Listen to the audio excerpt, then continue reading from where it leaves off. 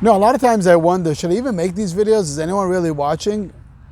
And last night I was thinking the same thing. I got to prepare for my video today. And then someone messaged me last night and says, Rabbi, wait for the video. Okay, so I'm making my video for you. And for each one of you that's listening here today. One of the things that I think each one of us would say, if we could have this would be the greatest blessing we have in our life, is imagine you could speak to God and God will actually respond to us and we could ask Him different things, what we should do in life. It could be in our marriage, it could be in our business, it could be in our relationship with our kids, it could be with our own journey. Imagine I tell you, you could speak to God and God is going to tell you what to do. And I'm sure everyone will say, of course, that'll be the greatest thing. And if God is going to tell me what to do, then I know for sure there won't be any mistakes. It's all going to work out. Everything is going to be perfect. When I do it, a lot of times it fails. It's the wrong job. It's the wrong relationship. I make mistakes with my kids. That's when my kids are still in therapy. But I want to tell you something, that it's not so simple. You see, who is the first Jew? The first Jew is Abraham. Abraham, this week's portion tells us that he had that experience. That God came to Abraham and told Abraham, leave your land, go to another country, which I'll tell you where it's going to be. And over there, I'm going to bless you. You're going to be wealthy and successful in everything that you need to be. Now, if God will tell it to us, we say, of course, it's a guaranteed. I'm willing to bet my house in it, it's going to work out. But did it work out for Abraham listening to God's plans? Abraham went to Israel. And what was the first thing he was there? There was a hunger. There was no food. He could have said to God, this is the land that you're sending me? With all these blessings, I can't even eat. If you can't eat, if there's a hunger, all the money in the world you have, you're not going to be able to survive. So what does Abraham do? He goes down to Egypt. And he comes to Egypt to get food. What happens in Egypt? His wife is taken away from him by the king. So now you have a person that could have told God, listen, I followed your plans. You told me to go to Israel. And because of that, I had to end up in Egypt. And not only life got bad that I don't have food, now my wife is taken away from me. You know what?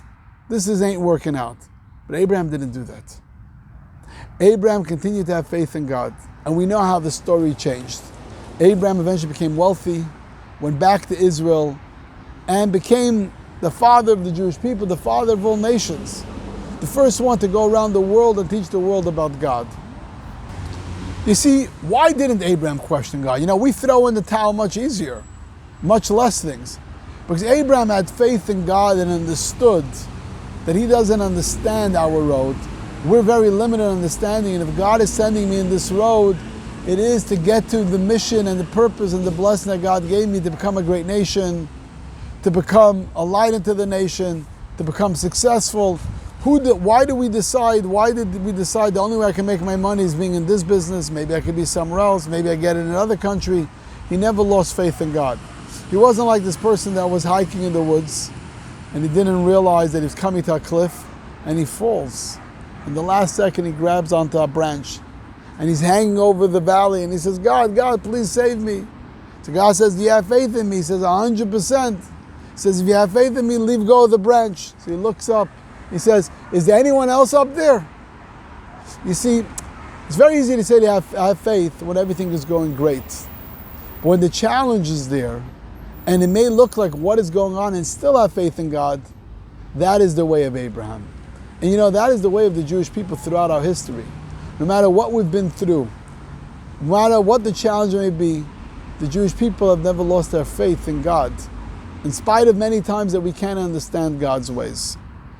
So I think the message is loud and clear, that every single morning we wake up, we look at the beautiful world, and we say, in spite of maybe a challenge we have in life, we feel Gam ki elech begates hamaves lo yira ka'ati imadi, like we say in Psalm 23. Although I work in the valley of death, I still feel your presence with me. That is being the children of Abraham. That's the message of Abraham.